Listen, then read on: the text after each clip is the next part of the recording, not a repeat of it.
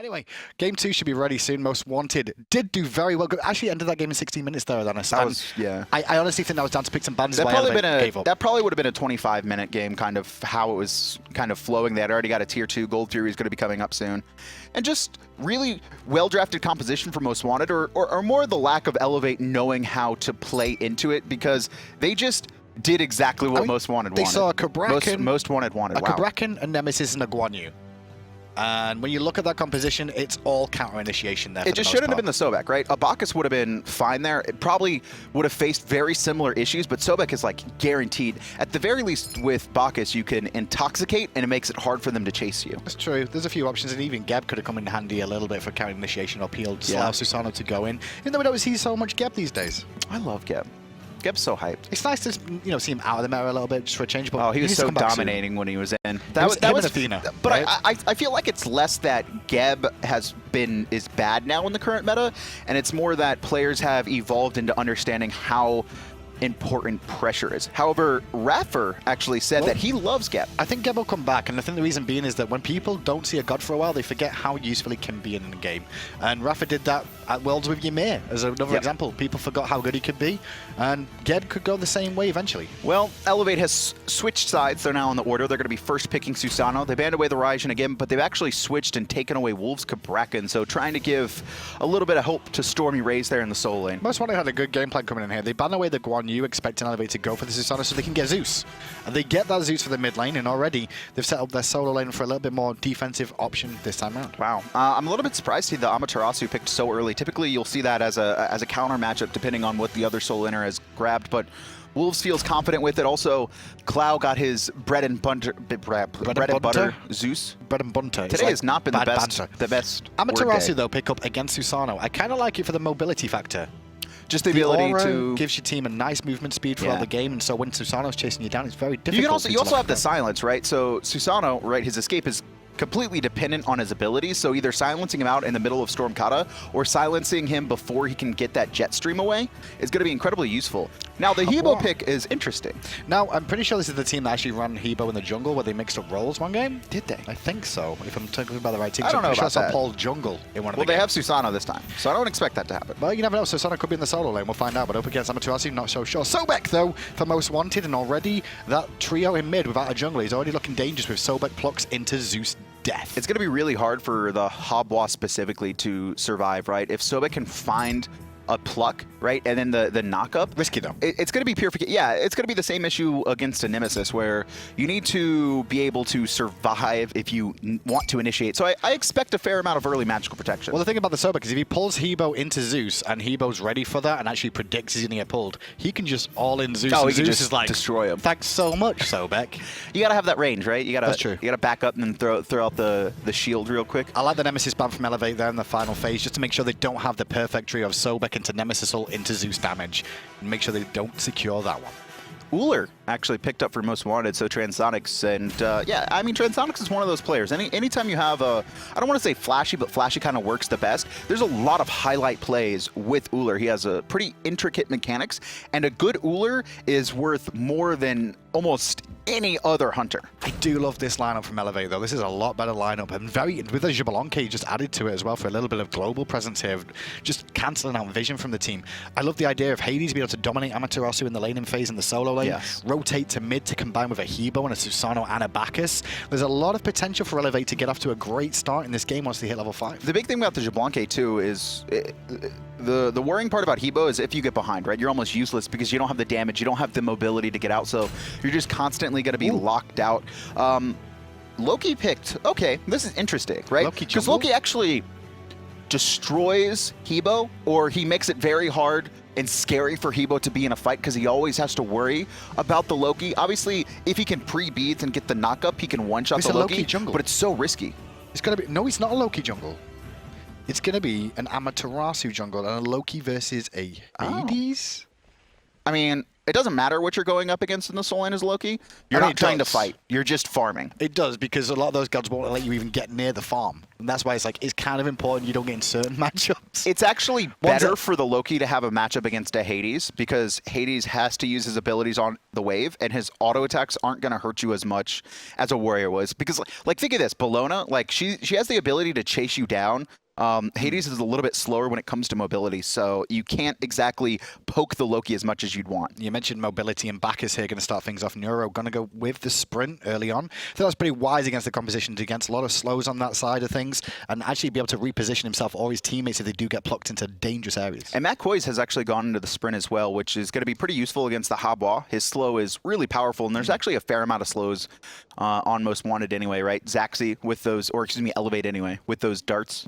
I want to see what Wolves does with this Loki now, because he's started Transcendence, not invested in a relic just yet. More than likely will end up teleport, just because he's going to get pushed out a little bit by this Hades early on. And honestly, if StormyRays plays this well on Hades, he should be able to heal up his creep wave after the Loki decoy and continue to push the full wave into tower. Loki's going to lose a lot of gold and experience early, but you have to expect that for the most part. Yeah. You might actually see Most Wanted try and rotate that Amaterasu over and try and relieve a little bit of pressure. But once Loki has his decoy max, he's going to be one-shotting the wave, so he will be fine. Eventually he'll be fine once he can get some farm online for that Transcendence. Oh, wait. Too. Whoa, Clow is in dual lane with the Zeus. So they have mixed things up here, and they're going for a big play on Xbalanque, using a lot of pressure now. All those in hands. They didn't want to actually hit his shield on the ground there, otherwise he could have potentially found a lot more damage from that. He wasn't feeling it. He wanted to hit the wall instead. Nice pluck, though. So the Ullr is actually met. So they're doing Ullr Amaterasu. Now, the reason they've done that, I feel, is Zeus versus Hebo is not a matchup you want to be in with Zeus. Hebo can poke you nicely and continue to clear the wave, because you've got to get in range with those in-hands.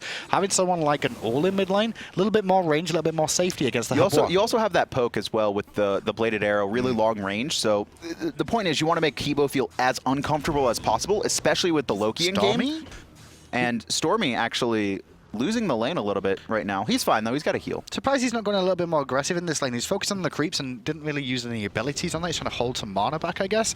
But he's allowing Wolves to get a bit of free farm on here that he shouldn't be trying to. Because, obviously, the more decoys he can get out, the more danger he's in. And Stormy's just getting poked out here. Yeah, Stormy is playing this a little bit weird. He's also scared to dash in, it seems. In that position, he couldn't really dash in. And a great job by Wolves as well. Because what Stormy's trying to do in most situations is actually stack up the minions. So when he dashes in, he'll hit all of them. He's going to poke down Wolves a little bit this time round. He's got his heal available, so he can just heal off that creeper if he needs to. But there's a gank from Freya this time round. A little bit off the mark, though, so Wolves is just quite happy to the tower. Now with a minion wave, Stormy's under pressure and has to get away. Wolves is going to be 5 pretty soon, and Stormy's very low. He needs to be careful to not take any more poke. And more importantly, he needs to get a heal. He's just, he was focusing on, like you said, poking that Loki instead of trying to just clear the wave and then poke him afterwards. Just hard clear the wave as much as you can. But now he's going to have to head going back to base here, I feel. Use his teleport to get back one more time. And that's seems to be the plan, but Loki is 5 there, and Wolves may go for the gank. He wants to kill, look at him. He's like he's pressuring him back. He probably doesn't have the damage to finish off Stormy in just his ult, so he wants to... Wolves must be so happy now. Like, he put Loki into a Hades, and he's not being pressured at all. Hit level 5 with not losing any farm to the tower by the looks of it. Look at the gold leads he got over the Hades here. Just about, I think, what, 100 gold, 200 gold? Pretty massive. Left-hand side, though, Koiz. Nice stun from Neuro, but he's going to get Chain Lightning, and I don't think the pluck is up. Otherwise, we would have saw the fling back there. Still, so much pressure in this dual lane. And this is the big issue. Xbalanque and Bacchus together do not have fantastic wave clear, so this switch up of sending Clow on the Zeus here is just going to allow a little bit more poke pressure under the tower. And when they stood next to each other, Chain Lightning for days, my friends. Chain Lightning for days. The biggest thing, too, is that you have a lot of safety, right? Where in mid lane, typically, there's a lot of fighting. It's only if the jungler decides to rotate over and good warding and good calling from your teammates should mean that the Zeus is going to be relatively safe and get a lot of solo farm. You can already see him right there, 2,500. So he's going to be able to get his items online a little bit faster. Well, StormyRays over in the solo lane one more time. Went for the Bancroft Talon start here at the moment. Not got the full one online just yet, but he's trying to start poking out Wolves now, which is a little bit better. He's got a little bit of pressure in this lane, and he will actually force Wolves to get teleport here, I feel, which is very important. And now that he has pressure in this lane, he's going to be absolutely fine, right? The issue was just the early game when he couldn't full clear the wave, and Wolves just did a really good job of poking him out and making him feel uncomfortable to try and dash in. The Amaterasu is going to be rotating over just to relieve a little bit of that pressure, but Wolves is going to be fine too. He's got his Transcendence online. Well, he survived the very early game. This could be a blue buff invade coming out from Elevate here. They could recognize this, that Loki's now in this lane. The blue buff should still be standing. Freya's going to find that one out. And it's going to be a 2 versus 4 right now, and Wolves, well, he's going to be very, very careful here because he's going to be surrounded, and the Intoxicate just off the mark, but that kill is fantastic. And Wolves has his ult in that situation, but the knockout from Paul made it so he had no chance to use it. Really well timed in first blood from Elevate. And there's nothing that can actually do to answer that one back at all. Meanwhile, Transonics takes the back harpies. Koiz going to farm on mid lane a little bit. Has to disengage there. And he was scared. Worried about getting all in there. Yeah, he could have easily too. The hop ult was still up. He could have gotten knocked up from Bacchus, but so close to the tower, they didn't want to full commit onto that one. At the very least, they get Matt Koiz's ult. And then they can go to their own jungle and continue to farm up. The speed buff is available on that right-hand side and the blue, but at the moment you're going to see Freya actually doing the right harpies, left harpies to elevate as well. They've got themselves off to a good lead, and it's a good position to be in, especially when you've got to deal with a Loki as this game goes on and a Zeus. Most Wanted has been out farming them for the most part. You could see Elevate had that first blood, but the gold is almost dead even right now.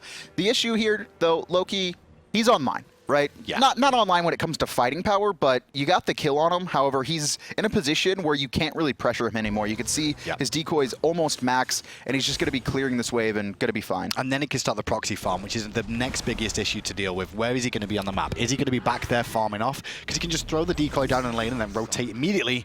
You just don't know where he's going to be. Plus, you've got to stay in lane to make sure you pick up your own farm unless you're going to proxy yourself. Gold Fury actually started up. There's a Zeus ult over the corner. Hebo's going to recognize this, but I don't think he can get there in time. The Wrath secures it, and once again, Most Wanted just sneak a Gold Fury out from under Elevate. They just don't have the wards, they don't have the calls, it seems, and they're not paying attention to that vital objective. And what I think the call really is coming from Clown when he recognizes Xbalanque is going back to base here. He can just rotate to that very quickly and just drop his ult over the wall. Find the extra damage they need. Oh, Freya, what are you doing, buddy? He's going to have a bad time. I saw him go in, and I'm like, does he recognize that there's a full wave there? And the wave actually did a lot of the damage, but obviously the assassinate from Wolves, first of all, came into play because he just stuns him for that 1 second to allow the minions to do a full wave of damage. And, I mean, Wolves is already back into this one. That's really unfortunate for the Hades. And Stormy actually uses his dash there, so he's going to take a fair amount of poke. And a full minion wave, and he can't even deal with this. Yeah, I'm not sure whether Stormy's used to play against the Lokis. That's what it kind of feels like to me. You almost never see Loki really at high-level competitive play. He's kind of one of those ranked characters that just... He's a very selfish character, right? And he steals a lot of farm. But if you can get ahead with him, he's very scary when you're a mage with not a lot of mobility, like, say, a Hebo. Well, Zachsy just found out what it's like to face off against Zeus in the dual lane there. Just took a lot of poke in that trade, and the trade was even until that point. Mid lane, though, question for both teams. Good stun from XCynosurex, but Paul looking for the ult, not going to find it, however. And now Paul back onto the tower of safety. Elevate have to disengage from this one. Matt Koiz could be in a little bit of trouble. Freya actually pops his sprint, but he's not going to engage. And the Hebo actually, he missed the ult for the damage, but he was just trying to get into his tower to stay alive because he had already taken so much poke. And XCynosurex actually going to be doing the speed, but Stormy's made a rotation. He is going to steal it. And there's the knockup as well. And Matt Koiz should be locked down. One more health, needs one more in hand. Stormy finds it. Transonics with a huge stun to keep his teammate alive. Amaterasu trying to get away. And then Loki combines to help clean up the kill. Now Wolves looking for StormyRays. He's going to get some support from Bacchus here to try and disengage it. But now Clow has made a rotation too. Oh, look at this though. Both are going to have their escapes up. So Neuro should stay alive. And Stormy, though, he actually got body blocked by the fire elementals. That's so brutal. Elementals That's doing the dirty work. That is so brutal. Like, it's one thing to get body blocked by players, but to get body blocked by fire elementals into a corner, oh man. And that was really, actually up to that point, StormyRays did really well then. Goes in, steals the speed buff, secures a kill for his team, and then tries to disengage and just gets unfortunately caught by the fireman elementals. Yeah, and he almost actually had that kill as well onto, I believe it was it the Amaterasu? Mm-hmm. And Amaterasu just gets away because XCynosurex ran for his life, and Transonics with a big axe saved the day. Transonics, he's on point. That's the thing about Ullr, right? He gets a little bit ahead, or not ahead, but he just has so many intricacies. And yeah, and if you can hit those abilities, that's a lot of damage. They actually scale very well. He's a very skill shot orientated hunter, and if he can land those skill shots, cause a lot of issues. 2-3 though in the scoreline at 8 minutes in. It's been pretty action-packed so far between the two teams, considering 5 kills. And the way game 1 went, it was almost like 9 minutes before we saw first. Oh yeah. Most Wanted though, they also snuck that Gold Fury once again, so they've got about a 2K lead. The issue is still 2-1-1 Loki, full Transcendence, boots online as well. And if he starts rotating, it's going to be very scary against these players who are a couple levels down. And he has no issues with farming, so he's going to be able to clear the wave and either try and fight Stormy or just rotate. And now Stormy is forced to call the rotate, even if he even if Loki's just chilling in the jungle like he is and proxy farming, there's always that issue. And this is where Wolves gets the opportunity. He's like, I can look at speed, I can look elsewhere. Bacchus in mid though, going to go over a little bit of aggression, but the knockups combined, and actually he's going to get away because of that. But under the tower goes Xbalanque. Zachsy with a very good play there to secure that kill. Amaterasu, though, is going to find the silence. Stun is good, but the issue was the purification was there. Stormy's made the rotation, and here comes Loki underneath, but the knockup is going to be good. xCynosure's still going to stay alive. Oh, but still pressure coming out. His lurking in the waters used by Koiz, and Wolves is here. Looking for the pick on Zachsy. The bleed is good enough for the kill. No use of the Rising Jaguar will save you there. Hebo still under pressure under the tower, but they don't want to go too deep as Amaterasu is very low. Good tail whip from Koiz. Good disengage, but Freya over the wall, still looking for the kill. xCynosure just hiding around on 1 health. Finally, Freya secures the kill, but he wasted so much time that he gets picked up by Koiz in return. Stormy very low, forced to disengage. Had Koiz and Zeus a little bit poked out there, but can't confirm the kills, and somehow Paul also survived during that entire fight. Overall, though, I think it was a 2 for 2. It's a very crazy trade there between the two. And I was going to say, like, we saw a little bit of a skirmish in the mid lane where everybody left on low health. When Loki starts getting involved in that, that's where people start being casualties of war immediately, because one quick assassinate. Shout out to Zachsy, though. That rotation and the first pickup of that kill was fantastic. It's just a shame Wolves was there to clean him up, because I thought that was a very good individual play. His rotation was fast, much quicker than Clow's.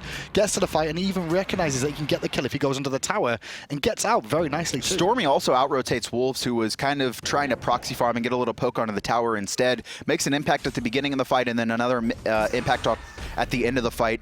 And Wolves did pick up a kill. He kind of got a little bit lucky. The Hebo knocked him up and got the full ultimate off, and he must have been under 50 health, so still has to worry about that Hebo poke. Well, into the jungle at the moment. You can see Susano and Freya going deep into enemy territory here from Elevate, looking towards that blue buff. It's not spawned just yet, but Wolves will be ready for it. He's already decoyed the wave there now, and he knows his blue buff will be coming up soon.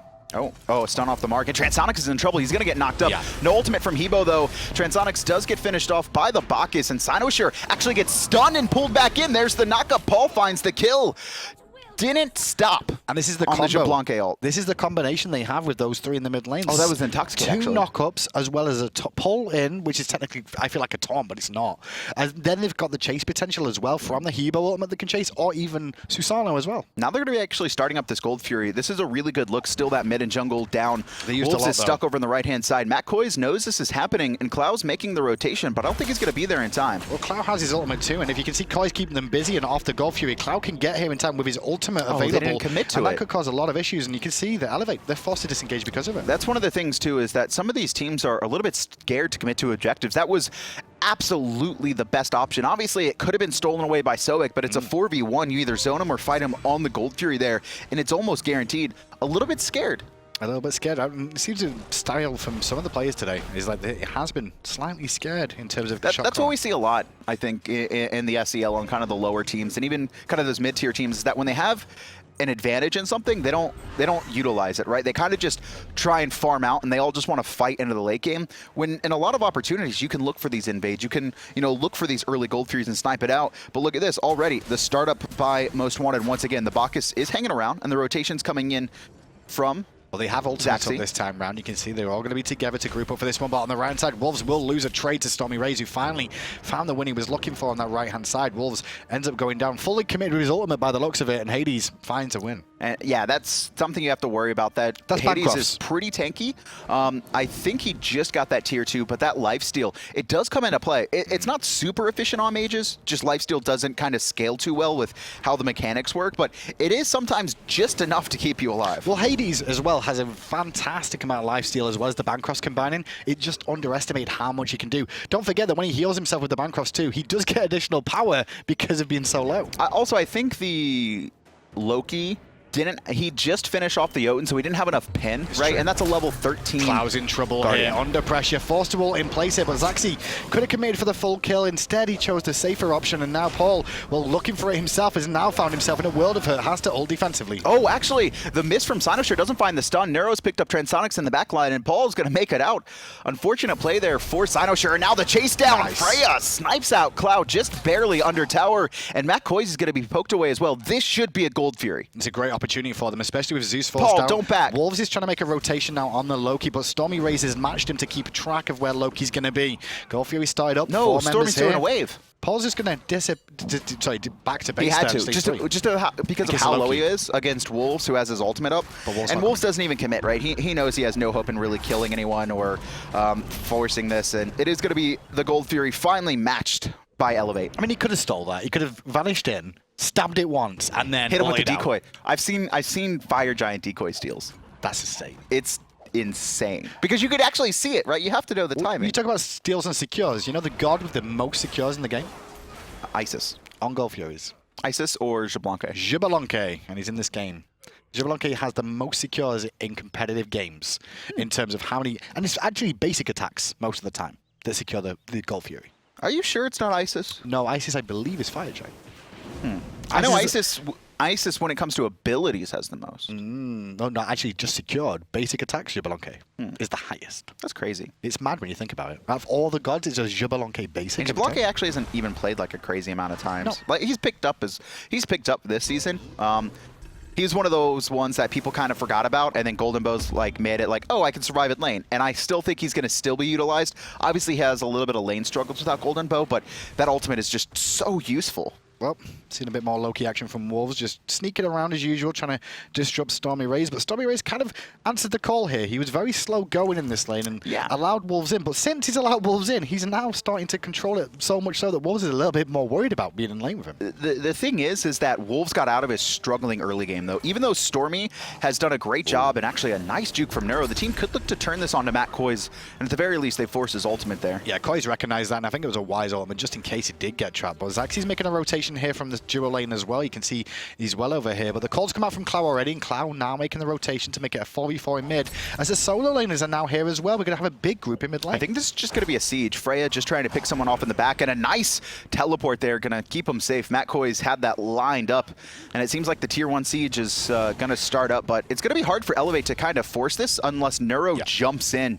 And you can see by the positioning for Most Wanted, they're sitting at the back end of their tower. Yeah, the solo laners recognize there's nothing going on, so they're going to head back to lane first of all, but Wolves found the opportunity to go back to lane first of all, and now he's on the speed buff, and Freya's going to try and collapse to come and defend this, but it's already down, and now the rest of the team are now looking at Freya. Oh, Freya has to get out there. Stormy's made the rotation, but Wolves has already full committed onto Freya. Wolves forced to Purify as well to get out of that Hades ult, but Neuro's in a lot of trouble. He's going to be stunned out. Paul answers Clow in the back, actually, and Clow finds a double kill. Zachsy has already taken out xCynosurex, and Wolves is doing so much damage in the back line. And now Wolves should be able to get away from this one as well. This is just a really clean play from Most Wanted, but there goes StormyRays back in looking for Wolves. Obviously, the Vanish coming into play, and it means that he will get out of the danger zone, so Koiz is the one under pressure, and I don't think there's enough damage on StormyRays to bring down that Guardian. He just doesn't have any CDR in his kit, so he's not going to have his abilities up in time, and Stormy's just going to chase down this Sobek, but the Sobek will be fine. Matt Koiz in that fight on the Sobek had a fantastic little play there. He actually trapped Bacchus inside the ultimate for a long period of time with knockups, and then even with the charge spray, just keeping him pinned inside Cloud's ult to make sure Cloud got that double. And Wolves as well actually initiates the fight, kind of trying to steal away that speed buff, and then manages to take out Freya as he tries to answer back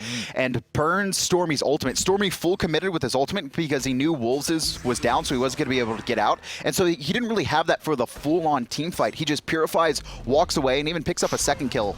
Well, you can see that heal actually missing from StormyRays there, and Wolves going to abuse that as much as he can by putting some extra poke pressure on and force him to disengage. Wolves wants to give chase. Ultimate is available. If he can land this, he should secure the kill. This is a little bit risky, though. He can't lurk in the depths. He's got Vanish available. He's going for it, you know, and he's going to go all in, and he'll find it. Barely. And he's not going to have that opportunity for much longer, so he wants to abuse that as much as possible. You can see 33 stacks already on that Warlock Sash. Likely to be a breastplate next item. No, actually goes into penetration instead. Cheeky Wolves actually going to trade off with Bacchus here and realize he didn't like that idea in the end when the Belch was coming through, so just going to buy himself a few more seconds. Has decoy, so he can tank the tower for him, and poor old Neuro rotates over trying to support, but nothing to support. This is also going to be a free tower. No one there to defend. You can actually see the rotation because a well-timed red buff invade coming out from Most Wanted forces Freya and Paul to try and defend it. This is more about what Most Wanted are doing here. They recognize how Loki's going to be played by Wolves, and Wolves clearly calling what he's doing, so the rest of the team are abusing the other side of the map. He could go for a Phoenix. He could, but instead, I think he could come for the fight if they want to do it. He's made the rotation. So he's not going to risk it just yet, and he actually could look for Paul here. No ultimate online, so it's going to be hard to full-on commit, but you can see there's really no ward coverage by Elevate this deep into their own jungle, and Wolves just picked up a red buff. His ult is up in 12 seconds. seconds. Yeah, he's called the rotation that he's doing, and actually clearing that wave out, and Zachsy doesn't recognize it just yet. He will when the Zeus ult goes down, and he's actually going to go into a dangerous zone. Still trying to juke out and keep Loki in range, but Loki's ult is up so he can jump out if he needs to. No. Oh, but Wolves got caught standing still. This could be a 1-for-1 trade. No, Clow secures. Oh man, Wolves, he tanked that tower for quite some times, and a really good job by xCynosurex there as well to make sure that the rotate from Elevate would be blocked off. Stormy, he's coming in and trying to stop the back, but Zeus barely managed to get out, and now Freya looking to commit. Yeah, but they've actually used a lot trying to catch people. They're going to find Koiz, however, and Koiz could be the casualty of war here. They won't be too upset about So that. brutal. That's kind of what happens to a Sobek Just knock up into death there. Well, I want to mention as well, we saw Wolves rotate to the tower. I didn't even notice there until he did it. They had Bulwark of Hope. That's why he could take so many tower shots. I was wondering. Yeah, I was so like, confused. this is a really tanky Loki. And that's a little bit surprising, but you could see how well it paid off. Obviously, his damage isn't going to be as impactful onto those squishy targets like Freya and like the Hebo there, but still, like, as long as he could survive and get a couple rotations off, and with his lead, this is going to be fine. He's actually building in a breastplate as well to max out his CDR. And Wolves is doing fine here for himself. I mean, 6-2 and 3. He's got 2,000 gold for his team already in those 2 towers, globally. And now from that as well, he's just been able to rotate around the map, pressure the speed buff, look for gank opportunities like a good Loki should, and actually disrupt the team. And I can actually see Bacchus being baited into being out of position a few times because of it. Yeah, you're probably going to try and full commit on Loki, but he has so much mobility, and if he has max CDR, it's going to be hard to really commit and kill him. And it's going to be honestly the third snuck Gold Fury by Most Wanted in 2 games. That's pretty brutal from Elevate. They need to get vision on there, or at least make sure to rotate people and pay attention to the other team. Most Wanted really show how smart they were, though, by switching Clow and Transonics this game. I want to feel that they did this on purpose because they had the Hebo mid lane. They didn't want to have to deal with the Hebo pluck. So the Sobek pluck into a Hebo on the side of Zeus. So have somebody like Transonics with a little bit more mobility to get out of danger. I mean, in general, dual lane's pretty safe. It's just kind of the nature of it. Yep. You don't see a lot of ganks unless you have, global ults like a Mercury or a Thor. These days, anyway. I mean, the old days, we used to see a lot of ganks onto duo lane. We've seen metas where we focus on the solo lane ganks. We've seen metas where you focus on duo lane for Gold Fury pressure. And nowadays, it's this 3-man mid fight where you see both core. solo laners come in. It's really about the fight of the core. And that's one of the reasons that Bacchus has risen in popularity once again. And look at this. Wolves does not even care about this Hades damage anymore. I mean, he was tanky enough, too, with the Bulwark of Hope. He's given some magical protection, too, to have to be able to deal with what StormyRays can throw at him. There's no tier 2 tower here, so Stormy's like, well, if I keep getting pressured, I'm going to have to sit at a Phoenix. And if he sits at a Phoenix, well, the Gold Fury's exploited. I mean, look at this damage. We're only 21 minutes in, and the Loki already has 18,000. Which is very unusual. And some of that is down to how passive Stormy played the early game. Yeah, I mean, he just let him gain control, which once the Loki gets out of that early game, like once he's level 7 or 8, he can do anything. He can do this. He's looking for ganks over and over again. You actually saw Freya fully disengaged there, and if he was a little bit out of tower, it could be a different story. He's able to poke tanks. That's a level 13 tank he's out against, but he's level 20 here. Oh, he's actually going to try and find Freya. He does have his ult, so he could look to full commit, but it's a little bit worrying to go under tower, especially against all those knockups. Even if he's tanky, right, it's still very dangerous. He's going to be looping around. xCynosurex trying to find the dazzling offense. Does find the stun on a Neuro there, and Wolves is forced to ult out. Yeah, the ult out, but they get a couple of ults in response as well, and StormyRays very low. The commitment, though, coming in, but Bacchus very, very well done with that flop to keep his teammate alive and actually intoxicate him to slow them down, but they still want to pressure, and look at who's around the back. It's the Loki, looking for a kill under the tower, but Neuro recognized it, making sure they couldn't find the pick on Paul yet, but they will find the tower. And the issue is that this Loki is just such a scary object. He's level 20. Even though he hasn't gone into full damage, you have to be very defensive in your playstyle as a squishy target, so right there, he actually successfully zones out all 3 members of Elevate. They're forced to stay under their tier 2 and guaranteed the tier 1. I mean, we're talking a lot about Loki, but we don't see him that often, but it's good to see a Loki play. With Loki, a good Loki play is very fun to watch. Yes. At the same time, play against is a different story, however. It's scary.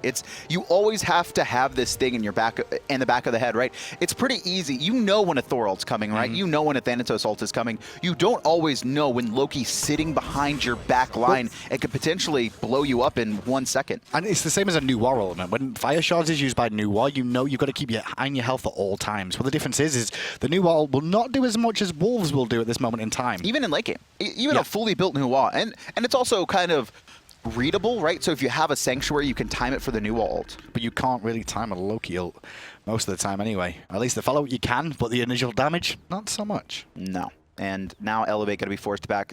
They're ahead in kills right now, but down 6,000 in gold, and that's just, you know, attributed to Most Wanted being the smarter team, just being the more intelligent and well-rounded squad. They got off to a great start here, Elevate, but since then they've just kind of lost their way of what they want to do. Meanwhile, it's been all Wolves for the most part. He's just rotated around the map, put pressure on people over and over again, and there's just been no answer. That's Foster Sanctuary's going to stop the bleed, but just outplayed. Just absolutely outplayed. Wolves is a god. Even this if kid Wolves, is a god. I mean, even if Wolves gets hit by that, he knows he's got the kill and he's going to live. That was the key there. He's got, with Bulwark of Hope, he's definitely tanky enough to be able to eat that Hebo ult and survive. He's just toying with him. He's going to out-damage StormyRays right now. The issue, though, is he has no ult, and here comes Freya as well, looking for the knock-up, secures it, one more hit. And Wolves getting a little bit cocky there. Yeah, he deserved to be punished. But look at this, he's actually baiting. Oh, no, Elwood Elwood has no idea this is going on. So that fire jump was taken really quickly while Wolves did all the work. Just a 3-man unit just took that one down. I mean, it's the bonus power as well. Oh, and Zachsy hit by the axe, forced to purify and try and dash away, but he's getting chased. Really good job by the Bacchus to slow down it, but xCynosurex should be able to secure this kill. One more hit, but the Soul Eater actually heals Zachsy back up to full. And Zachsy's going to continue to run away and actually get away from that, but meanwhile, Transonics are running by 3 now. Clowwwwww's here for some extra pressure to try and disengage them, and he does get him out, actually, surprisingly enough. And Transonics, man, that drive by axe was incredible. Neuro, though, surrounded by 4, could be in a little bit of trouble. Stormy actually plucks back into the team. Zeus ult a little bit off the mark. Still, though, Clow stacks it up and finds the kill on the detonate. Freya in the middle. Can't get away. Clow picks up the second. 24 minutes in now, and they started to run away with it. Most Wanted here.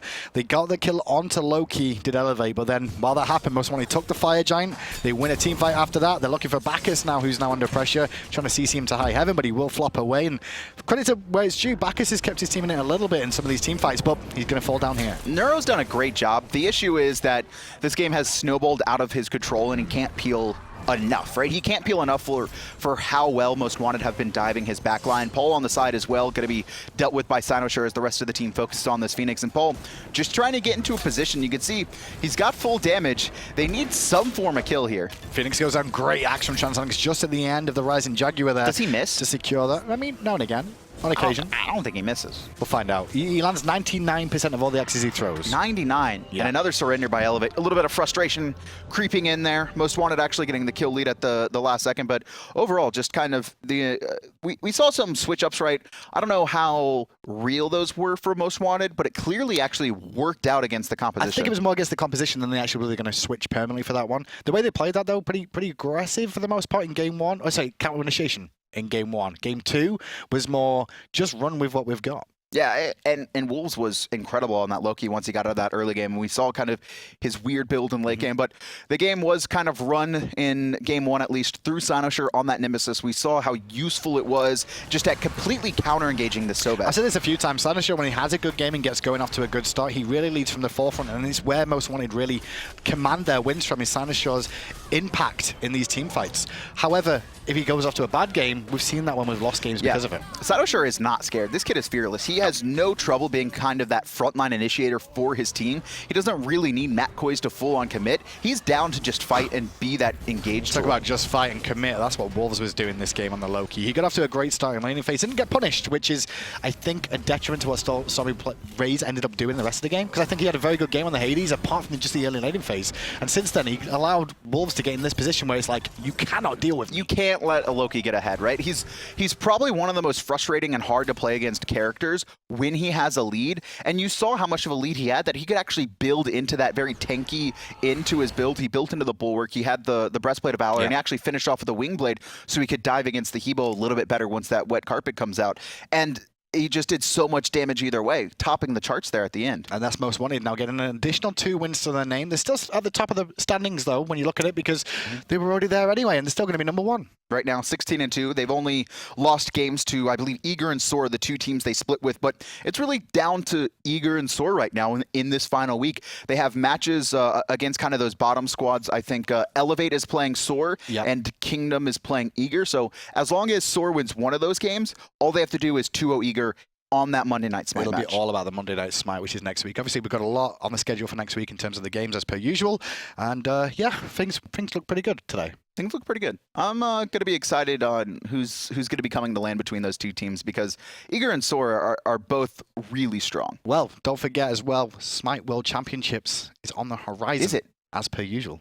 It's so weird. I remember like last month, I'm like, man, we're already halfway to Worlds, and we're even closer now. We are. And last year's Worlds were fantastic. Europe won. Will Europe win again? We've also got Console League that will be there as usual. Obviously, the console tournament, not the Console League. That would just be weird. But the winners of the console will be going as well. Yeah, that's going to be kind of those victors out of the fall split, kind of see who comes through. But I'm ready. I'm ready, man. August is coming. We got relegations. We have Epsilon Invitational / All-Star match. Then we have the SCL. Summer finals. Yep. Then the week after that, straight back in to the SPL. Then we're going to have full SCL starting up a little bit after that. It's going to be a pretty big sprint. Well, we've still got the spring split end for the Smite Console League this coming week. Make sure you tune in for that. But that's it from us today. From all of us at hi-rez Studios, thank you so much for tuning in as per usual. We'll be back on Thursday. But don't forget, Wednesday, we do have patch notes. I wonder what's coming out. Probably the new god. Oh, that one. Yeah. Oh. It's going to be great. I'm really excited to see your abilities. Like the first one. Oh, you mean that first one where basically when you that. Anyway, in the meantime, take it easy. We'll see you all later. See you next week.